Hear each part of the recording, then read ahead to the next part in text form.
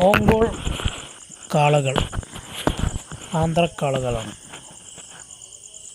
കുട്ടികളെടുത്ത് വളർത്തിയ 2 കൊല്ലം 1.5 കൊല്ലമൊക്കെ നോക്കി ഇങ്ങനെ ആവുന്ന നല്ല കാളകൾ. 2 വയസ്സൊക്കെ ആയ കാളയാണ് ഈ കാള. അപ്പുറത്ത് പിന്നെ 2.5 3 വയസ്സായതൊക്കെ ഉണ്ട്. ഇതന്നെ വളർച്ച എത്തണുള്ളൂ. പടുകൂറ്റൻ കാളകളായി മാറുന്ന ആന്ധ്ര ഇനത്തിൽപ്പെട്ട കാളകളാണ്. നല്ല വളർച്ചയുള്ള കാളയാണിത്. നല്ല കൈയും കാലും വണ്ണം വാലിറക്കും ഇടനീട്ടും ഒക്കെ ഉള്ള നല്ല ഉഷാറുള്ളൊരു കാളയാണ്. ഇതൊക്കെ പിന്നെ 2 3 വയസ്സൊക്കെ ആയ കാളയാണ്.